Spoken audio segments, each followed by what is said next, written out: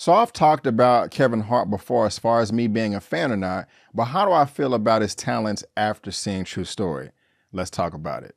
My name is Brandon Keith Avery, and this is just my opinion.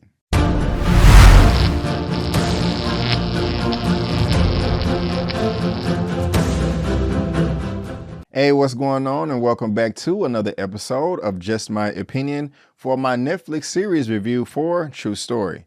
And if this is your first time finding me and you happen to like the video, please give me that thumbs up and consider subscribing. So besides Kevin Hart, Wesley Snipes is one of the co-stars of this series, and I'm a big, huge mega fan of Wesley Snipes. I wish the man would do more work. As far as Kevin Hart is concerned, I've been a fan all the way from beginning when he just first started doing comedy, started doing stand-up, and when he first just popped up on the scene for everybody like over 10, 15 years ago. And I've always found his stand-up comedy funny. I've never had a problem with that.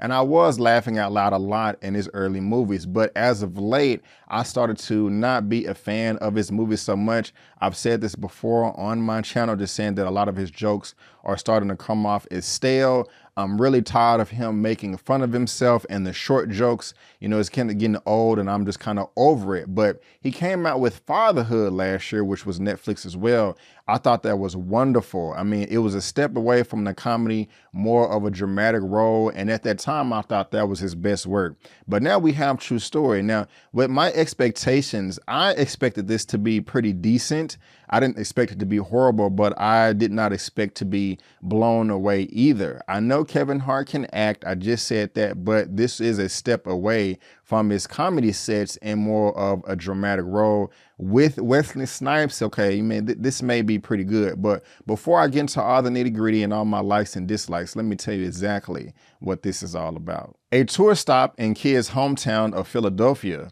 becomes a matter of life and death for one of the world's most famous comedians. Now, the first thing that I'll say is this is titled True Story, as you know, but this is not actual based on a true story. Kind of in a way. I was checking out just briefly the interview with Kevin Hart and The Breakfast Club, and he said that this is not a true story necessarily, but the framing of the series is tailored to his life. You can kind of tell. I mean, in this, Kevin Hart is being played by somebody named Kid, who is a stand-up comedian, who is an actor, and that is exactly who Kid is in this series. That's who Kevin Hart is in real life. So it is tailored after his life somewhat. And I like that because whether I'm a fan or not of Kevin Hart, I can respect his hustle. I can respect his grind. I know the man does work very hard. I've seen him and heard him talk about that before. So with this series right here, I feel like I'm actually getting to know Kevin Hart, a different side of him that I never knew before, that has never been in any of his other forms of entertainment. Now, I will just go ahead and say, guys, that honestly, how I feel about this, I absolutely loved it from beginning to end. I thought this series was amazing. I thought it was phenomenal. Honestly, I can say with no hesitation, with no exaggeration, that I do feel that this is Kevin Hart's best work. So I just want to say, sir, great job, great job, great job. You knocked this out the park. I can honestly say that I'm a diehard Kevin Hart fan, especially what you doing Fatherhood last year. Dude, like seriously, if you're watching this, and I hope you do see it, which I doubt, please take on more dramatic and serious roles. You are funny. I will give you that. I'm a little bit tired of the short jokes, but like this right here, man, this is your bread and butter. I'm not saying that you have to step away from comedy immediately. Do a stand-up comedy show. Those have always been great. Then do a comedy movie, then come back and do a serious role. Then do a comedy movie, then a serious role. Give us both, you know, because my goodness gracious, man, like this was amazing, and you really should be proud of yourself. And like Kevin, like seriously, I just want to go ahead and just give you the 2 thumbs up right there. And like the performances in this are phenomenal as well. On top of it being Kevin Hart, I mean, the brother can act. I really was trying to put myself in his shoes because I have a brother as well. Our relationship is not as toxic as, theirs is in this film with his brother being Wesley Snipes. But, I was just saying to myself, like, wow, this kind of reminds me, of some of the situations that I have with my little brother and just some of the arguments. And for me to be able to relate myself to the characters that way just made me enjoy this experience that much more. And so the acting is great, not just from Kevin Hart, but across the board. Wesley Snipes' character, actor. I mean, he's phenomenal in this is too. And my emotions were all over the place, and I just have to give it to the writing department as far as that's concerned. The creator for this is somebody by the name of Newman. I'm not too familiar with him, just hearing his name initially, but if you look at his filmography and all of his producing credits, he has 31 credits right now. He's done Dawn of the Dead, Slither, Children of Man. I'm a fan of all of those. The Last Exorcism, not so much because I'm a scary cat, but The Thing, RoboCop, Narcos, Project Power, and Bright, which are also Netflix properties. And so this dude has a nice rap sheet right here. You see he has Bright 2 coming up next. And so when I see Eric Newman's name from now on, I'm going to feel confident that we're going to have some nice quality entertainment coming up. But we have Wesley Snipes in here as Carlton. And like I said, I love the pairing between both of them. I mean, he was the older brother that was a bit bitter, that was kind of hating on his little brother, and just a bit. And, you know, you can see how that plays out in the series because this is going to contain those spoilers. But I thought that, you know, his portrayal of Carlton was great too. I mean, there was a lot that I saw in Carlton's character that I do and have seen with past people in my life. And it just like goes to show like, man, actually, I don't want to make that comment I was about to make because it may be a slight spoiler, but the whole cast is great. Lauren London is in this. Also a gentleman by the name of William Catlett, who was playing Herschel. The first time this gentleman popped on the scene for me, which was, I think, during Black Lightning. Yeah, he was a villain. And I you know, he didn't really do it for me at that time. I thought he was okay, but I just really wasn't a fan of his. I can now say that I'm a fan of this man as an actor. He did a great job as Kevin Hart's bodyguard. I mean, he fit the role very, very well. I want to see more from this actor right here because he just did such a great job. Another actor in here that mostly all of you know, and if you don't, you should good to know. And where is he at? Billy Zane. I don't see his name, but I do know that he is in this film or in this series. But where is he? I want to pull up his picture. I don't know why he's not at the very front of the cast right here. But Billy Zane is in this as well. We all know him from Titanic. We also know him. I think he was in The Mummy that came out. He's playing Ari. This guy right here, Billy Zane.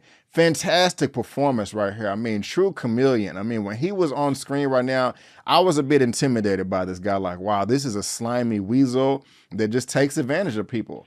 And that performance came out very, very well with Billy Zane. I mean, the guy did phenomenal in this. So, like I said, yes, he was in Titanic. He did The Phantom.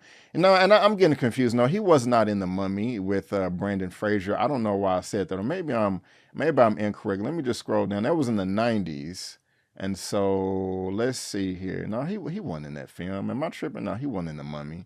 Yeah, I'm tripping. I'm getting him mixed up with somebody else. But he was in Titanic, like I said, and he did a great job in that film. He did a great job. Theo Rossi as Gene did a hell of a job in this thing too. I mean, man, these characters in this series really did transform. This guy right here, every time I see him, he's in like a powerful commanding authoritative role. Not in this one right here. He really switched it up, and I felt sorry for him.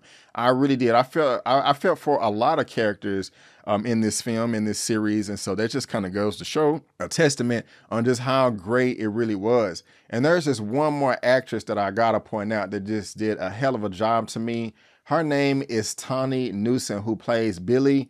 My goodness gracious, she did a great job too. And she's also fine as hell. I've never heard of her before, but she is definitely on my radar now. And so guys, if you haven't seen this series, it's great. Check it out and you will have a great cast on your hand because I loved absolutely everybody in this thing. The cast just knocked the whole thing out the park. Also, another thing that I loved about this is the level of suspense and tension. I mean, this is a series about 6 or 7 episodes. At the end of each episode, it kind of just does leave you on a cliffhanger like, man, I can't wait to see what happens next. Luckily, we got all the episodes at one time, so we're able to binge it. But that level of tension and suspense is there, especially with the soundtrack and the score complementing that. There were a lot of dark tones and themes in this movie, and I keep saying movie, in this series. And then like the soundtrack as well, man, like at the end of episodes 2 or 3, they dropped, I think it was a Tupac song. I probably should have looked it up, but wow, it fit perfect for what was going on exactly in that scene